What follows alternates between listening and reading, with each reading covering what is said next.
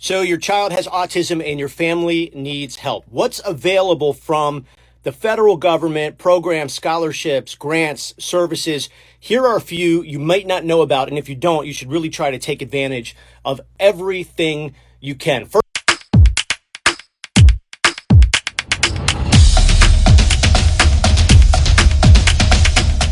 special family, welcome back to another video. If you're new here, hi, I'm AutismMom, and on this channel we talk about autism and everything in between. Let's take a look at today's fair use reaction video, shall we? So your child has autism and your family needs help. What's available from the federal government, programs, scholarships, grants, services? Here are a few you might not know about, and if you don't, you should really try to take advantage of everything you can. First off, the IDEA, that of course ensures all kids with a disability has access to a free and appropriate public education. That of course is where the IEP comes into. And I know, IEP, people hear that and the freaking temperature goes up, and I get it. We went through a battle, a full year, full contact sport with the IEP. At the end of the day, we got what we needed. We got what Cal needed, most importantly. So keep up with that. It's your right. Take advantage of that IEP and get those get access to that free and public education. You're paying for it in your taxes. Medicaid. So that's a joint federal and state program. Obviously, that gives you access to medications, therapies, medical services. Again, you have to apply. That's income dependent. Some people will make too much for it. Other people, you'll get access to that. SSI. This is cash in your pocket every month. If you qualify, Social Security, that's who you have to go through. It's supplemental security income. Again, it's called SSI. It's designed for kids with disabilities, including autism. Again, income dependent. There's a line based on how much you make, how much your family brings in, your expenses, other, kids in the family and everything like that. It's a formula. Some people will get it. Some people don't. But I'm amazed at how many people just assume they won't qualify. You should try, because like I'm saying, that is money in your pocket every single month. The Maternal and Child Health Block Grant, it's also known as the MCH Block Grant. I won't go into the whole thing. Just know that it's early intervention, diagnosis. They're grants towards autism-related services. Some states allocate a portion of it for those services.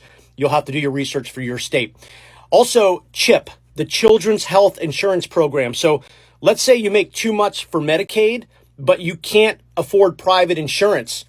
CHIP covers a range of services, including healthcare and therapies for kids with autism.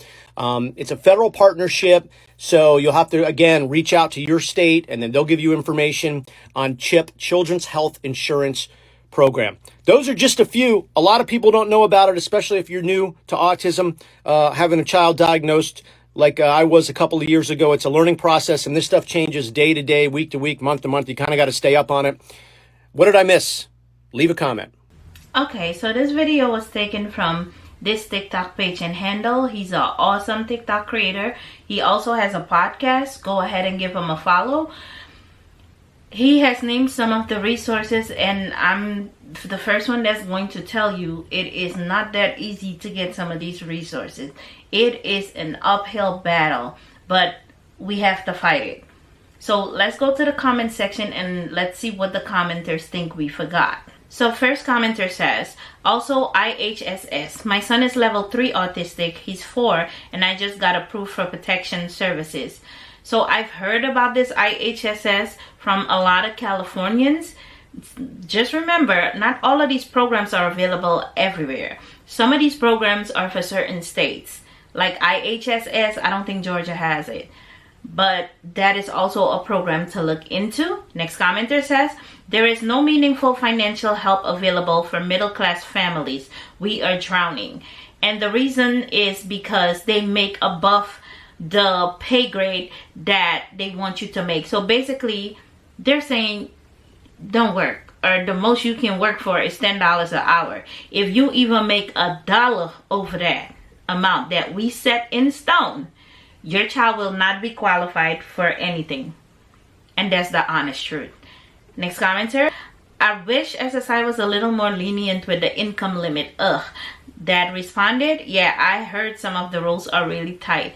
And he's not wrong. Some people had to take lawyers to fight SSI to be able to get approved, because First, they didn't want to accept the disability. Next, they were like, oh, the parent makes like $10 or $20 more than what's written there, and the child is severely disabled. It's just a lot that goes with it.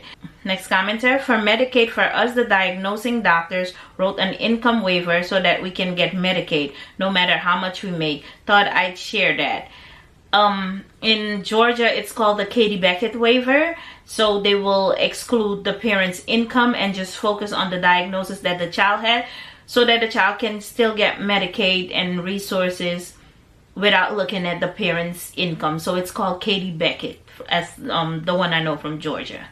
Next commenter: IHSS is in-home support services, and I think they also will pay you hourly. There's a certain amount of hours that's allocated to you as the caregiver, and you will be paid, I think it's up to $12 an hour, but it's still something. And in Georgia, Autism alone, I have tried it with some companies here, and Autism alone wasn't enough diagnosis for them to pay you per hour to be a stay-at-home parent with these kids. The child has to have more than one diagnosis, so they need 2 disabilities to be able to be qualified. Crazy. Next commenter: also in California, you can hire your own person for respite care through regional center, and they'll get paid for it. They do have respite care in Georgia, and there's a certain amount allocated to it every 6 months. Getting approved for it is a whole nother situation. And then sometimes in the middle of the 6 months, you'll hear, oh, we ran out of money. Yeah. Next commenter: there is no help for the middle class. I'm struggling as autism is extremely expensive. I've been denied SSI, which is true. And sometimes if you're middle class and you have private insurance, they will not give you Medicaid, and you have to pay copay for every therapy that child needs on a daily basis. It is not a cheap thing. It is not. Next commenter: apply for SSI while they're younger, and it'll be harder for them to apply on their own when they're 18. And ask your doctor about the Medicaid waiver. So yeah, ask your doctor about the Medicaid waiver. It's called Katie Beckett. And try to apply for SSI as soon as you can, because the older they get, the harder it get. And now with a lot of people being diagnosed, the rules are even tougher to get SSI. Next commenter: in California, depending on how severe the child diagnosis is, you can get IHSS and Medicaid and SSI. Yes.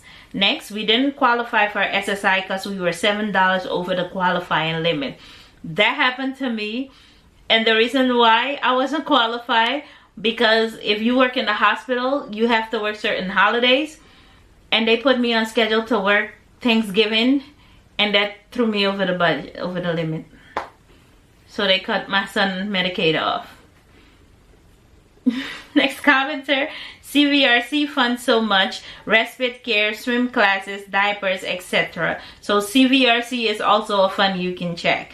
In California, regional centers will give you medical with income except, then you get respite care, then IHSS money monthly. Not in all states. We wish we had it here in Georgia.